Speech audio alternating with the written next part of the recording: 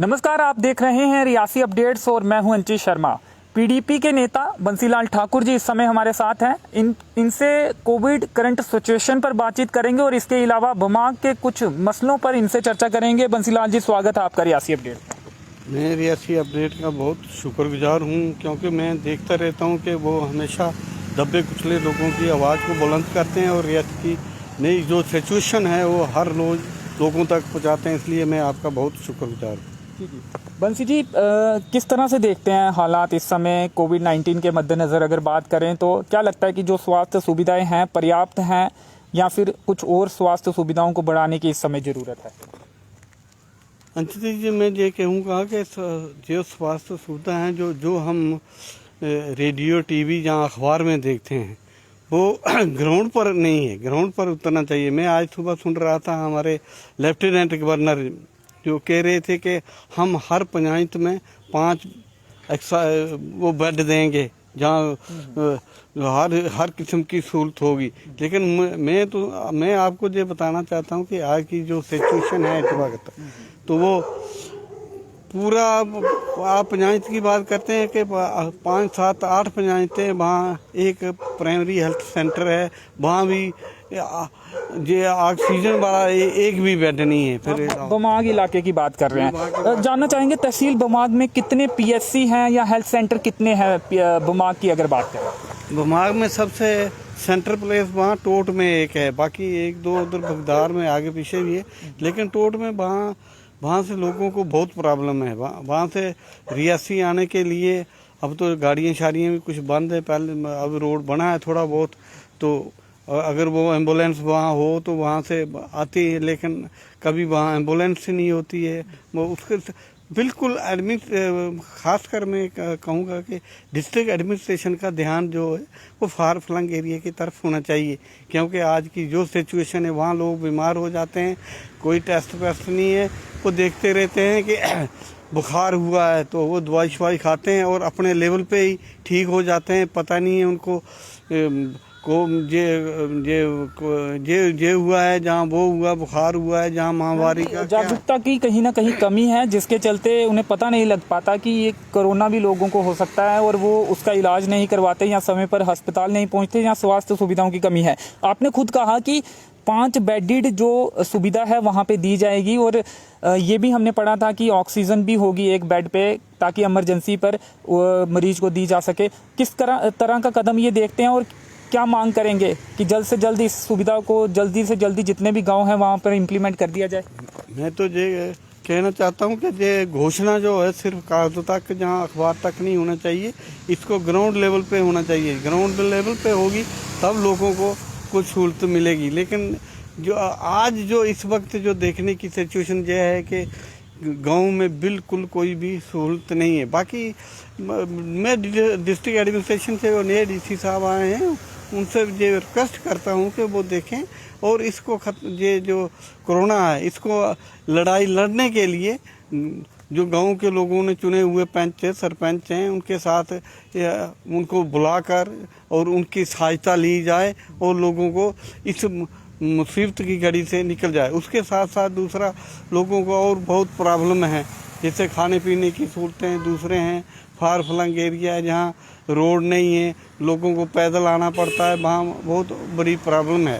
तो मैं फिर ये कहूँगा कि जहाँ की डिस्ट्रिक्ट एडमिनिस्ट्रेशन, जहाँ के हमारे जो लेफ्टिनेंट गवर्नर साहब हैं वो इसमें पर्सनल इंटरेस्ट नहीं लेंगे तो ये महामारी जो आज ये चल रही है कोरोना की, कल जो दूसरा एक और बीमारी आई है, ये अगर लोगों को वहाँ पकड़ कर जाती है तो इस पर फिर काबू पाना बहुत मुश्किल हो जाएगा। इसलिए हम यही चाहते हैं क्या लगता है आपको, पर्याप्त जो स्वास्थ्य सुविधाएं या स्वास्थ्य ढांचे को मजबूत करने की जरूरत थी वो नहीं हो पाया है? आप संतुष्ट नहीं है जिस तरह से काम होना चाहिए नहीं हो पाया, आप ये कहना चाह रहे हैं? मैं तो यही कहना चाहता हूँ कि ग्राउंड लेवल पे नहीं कुछ है। अखबार और रेडियो में तो है, लेकिन ग्राउंड लेवल पे कुछ नहीं है। आज देखो टोट का कितना पुराना वो हेल्थ सेंटर है, लेकिन वहाँ पर आज सिचुएशन क्या है कि 10-12 स्टाफ है वहाँ पहले का, लेकिन इस वक्त वहाँ 3-4 आदमी हैं। वो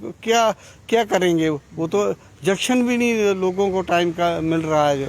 तो मैं ये कहना चाहता हूँ कि वहाँ की जो भी सुलतें हैं उसको इम्प्लीमेंट किया जाए, ना कि सिर्फ घोषणा की जाए। घोषणाओं से कुछ नहीं बनता है। और वहाँ का जो एडमिनिस्ट्रेटर जुंट है जो विभाग का, वो मैं आपको उसके बारे में बताना चाहता हूँ कि वो भी रियासी में फंक्शन कर रहा है, क्योंकि बहुत से वहाँ के लोगों ने भी, हमने भी जो कहा था कि इसको वहाँ प्रॉपर सेंटर प्लेस में फंक्शन करना चाहिए जिससे लोगों को सहूलत हो, लेकिन आज तक वो नहीं। पीछे तो जो एडमिनिस्ट्रेशन रही है, तो मैंने पहले भी एक बार जहाँ इंटरव्यू भी दिया था और कहा भी था कि वो पहले जो वहाँ तहसीलदार थे वो रियासी में ही रहना चाहते थे और वहाँ के लोगों को भी ऐसे ही नज़रअंदाज कर रहे थे। लेकिन उसके बाद क्या हुआ, उनकी ट्रांसफ़र हो गई। लेकिन अब भी वहाँ सिचुएशन है। एक मेरा कहने का मतलब यह है कि सिर्फ एक ही विभाग है जो वो जिसको कहते हैं कि चिराग तले अंधेरा, जो बिल्कुल रियासी के नज़दीक है। हर जगह जितने भी एडमिनिस्ट्रेटर जुंट बने हैं। मास्क थोड़ा सा ऊपर कर लें, आपका मास्क नीचे आ रहा है। और बंसी जी, हम पहले भी ये मामला उठाते रहे हैं। तेज सिंह जो कि सुजनदार के पूर्व सरपंच रहे हैं, उन्होंने भी ये मामला उठाया है और सड़कों की भी बात की है। क्या लगता है कि आखिर क्यों हल नहीं निकल पा रहा? और जो चेयरमैन हैं डीडीसी रियासी के सराफ सिंह जी, उनसे भी जब हमने बात की तो उन्होंने कहा कि वहीं पर जो तहसील कार्यालय है वो बनेगा, मोहाली तलाव। आप एग्री हैं? क्या वहाँ के लोग एग्री हैं? और क्या लगता है कि रास्ता निकल जाएगा और लोग एग्री हो जाएंगे और वहाँ पे जल्द आपको लगता है कि बनने जा रहा है तहसील कार्यालय? ये तो बिल्कुल अंडरस्टूड है कि वहाँ ही होगा। सिर्फ उस वक्त जब जहाँ ये अलायंस सरकार थी बीजेपी और पीडीपी की, तो सारा मसला सेटल हुआ था। लेकिन सिर्फ कोर्ट का मसला था, कोर्ट में केस था, उसकी वजह से नहीं हो सका। बाकी जहाँ तक तेज सिंह का सवाल, तेज सिंह ने बिल्कुल वही बात की जो वहाँ के लोग चाहते हैं।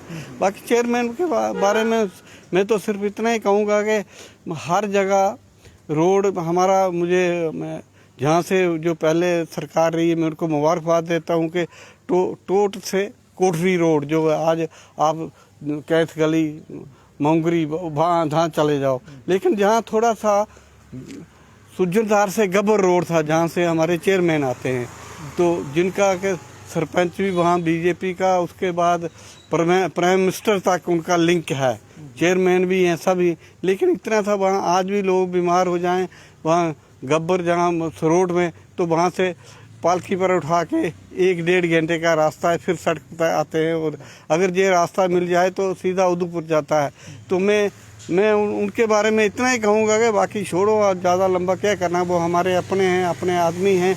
लेकिन जो सिर्फ इन गब्बर से वहाँ तक रोड, आज कितने साल हो गए, दुनिया सूरज और चांद पर पहुँच गई, लेकिन सुजनदार से गब्बर रोड नहीं मिल सका। इतना सर, आपकी भी सरकार रही थी, चांद पर दुनिया जब पहुंच रही थी तो आपकी भी सरकार तब रही थी, आपकी सरकार भी नहीं बना पाई। आप उसी पार्टी के नेता हैं जो सत्ता में रही है, आप भी नहीं बना पाए। डीडीसी चेयरमैन तो कुछ महीने पहले बने हैं। नहीं, वो तो बिल्कुल सही बात है। मैं तो कह रहा हूँ, हम मानते हैं हमारा नहीं बना पाए ना आप ये मानते हैं?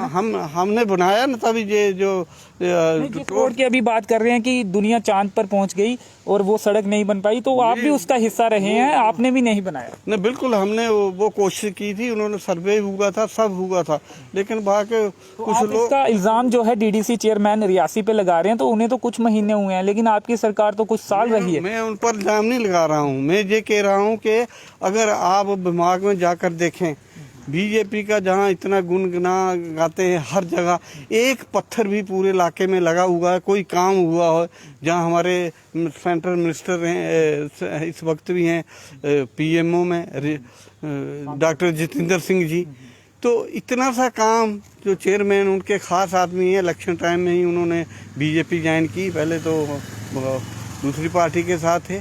तो मैं कहता हूँ कि अगर इतना सा काम वो लोगों का नहीं कर सकेंगे तो मुझे समझ नहीं आती। बाकी मैं ज़्यादा कुछ नहीं कहना चाहता, इतना यही कहूँगा। बाकी जहाँ तक सवाल है डॉक्टर जितेंद्र सिंह का, तो उनके पास तो हमने बहुत बड़े प्लान भेजे थे वहाँ घुमा के, तो उन्होंने उनको नज़रअंदाज ही कर दिया। वो एमपी है।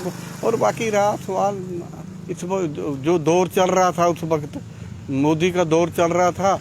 आज आप देख लो, आज हिंदुस्तान देश की सिचुएशन है जो वो बदल रही है। आपने देखा पश्चिमी बंगाल में क्या हुआ, पूरी सरकार हिंदुस्तान की बात थी, लेकिन उसके बाद भी ममता बनर्जी जीता। लेकिन भाजपा को तो वहाँ पे फायदा हुआ ना, 3 सीटों से काफी ज्यादा सीटें, 70 के करीब आ गई भाजपा। वो 70 के करीब आई होगी भाजपा, लेकिन भाजपा के जो उन्होंने प्लान बनाया था वहाँ गवर्नमेंट बनाने के लिए, पूरे देश के चीफ मिनिस्टर और सेंटर कैबिनेट पूरी वहाँ छोड़ दी थी। और ममता के आज भी ताने मारते हैं दीदी दीदी, लेकिन वो लोग बंगाल के लोगों ने जवाब दे दिया। वो बंगाल के लोग पढ़े लिखे, खेला हो गया, जो दीदी ने खेला की बात की थी, खेला तो हो गया, बिल्कुल सही बात है, खेला दीदी ने कर दिया, क्योंकि बंगाल के लोग पढ़े लिखे हैं।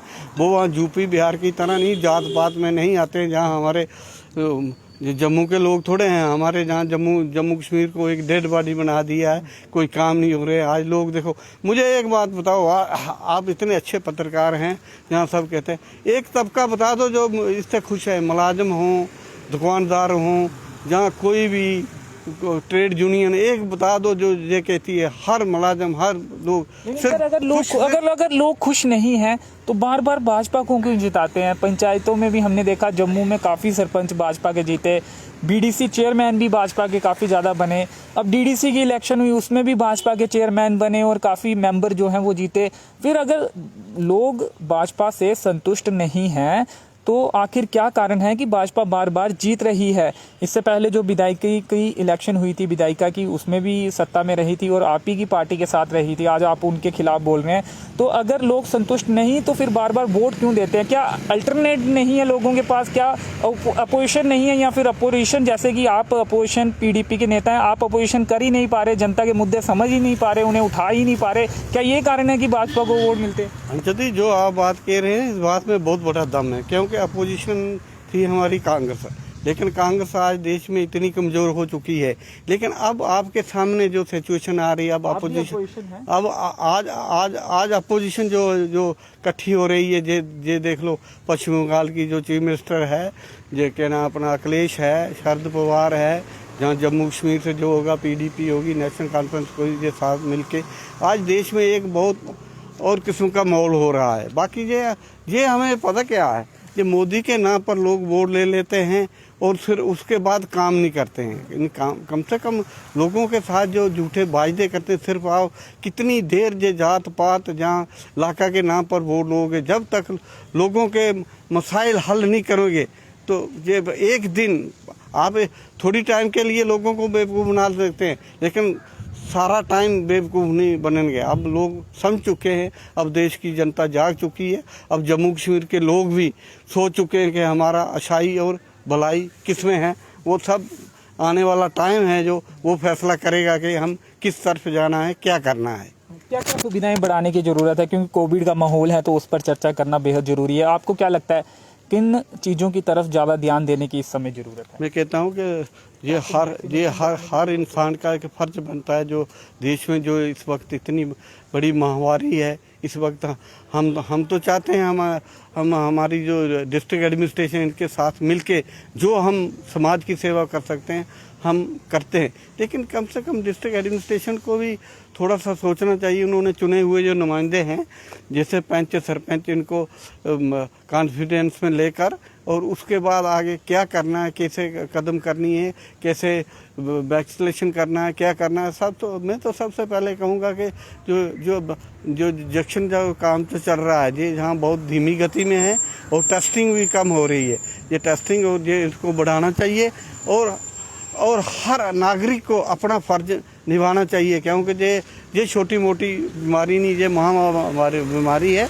बाकी राजनीति का सवाल है, राजनीति तो ज़िंदगी में हम रहे, जहाँ ज़मीन होगी तो राजनीति करते रहेंगे, लेकिन इस वक्त जो महामारी का जो दौर चल रहा है, इस पर काबू पाना जरा बहुत ज़रूरी है। इसके लिए मैं और जहाँ मेरी पार्टी जो भी है, हम पूरा एडमिनिस्ट्रेशन से पूरी सपोर्ट करेंगे और जहाँ कहीं भी वो हमारी मदद लेना चाहते हूँ, जहाँ हम गवर्नमेंट को यही कहेंगे कि दूर दराज के एरिया, फार फलंग एरिया, जैसे या अरनास, मौर, गुल, गुलाबगढ़ हुआ, बमाक हुआ, जो एरिया है इनकी तरफ ध्यान दिया जाए, क्योंकि आज जो सर्वे जो आ रहे हैं, क्योंकि ये बीमारी जो है वो गांव की तरफ फैल रही है, और गांव में अगर बीमारी फैल गई तो वहाँ इतनी सहूलतें भी नहीं हैं, इसलिए ये होना बहुत ज़रूरी है। बाकी रहा जहाँ तक कोरोना का सेंटर है, मैं चाहता हूँ कि कोरोना का सेंटर जो है, जहाँ आज ज्योतिपुर में सुना मैं गुरुद्वारा के पास बना रहे थे,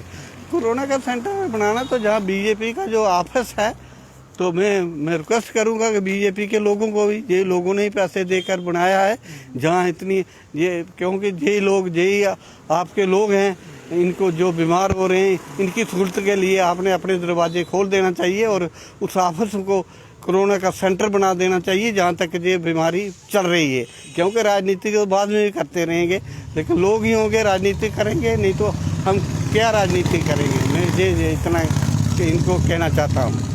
चलिए बंसीलाल ठाकुर जी, शुक्रिया आपका समय देने के लिए, धन्यवाद। शुक्रिया बहुत बहुत। हाँ, तो ये थे पीडीपी नेता बंसीलाल ठाकुर जी। इन्होंने कहा है कि भाजपा को अपना जो दफ्तर है वो कोविड केयर सेंटर बनाने के लिए दे देना चाहिए। इन्होंने कहा कि अगर जिंदगी रही तो राजनीति करेंगे, पार्टी इस समय साथ देगी इस लड़ाई को लड़ने के लिए।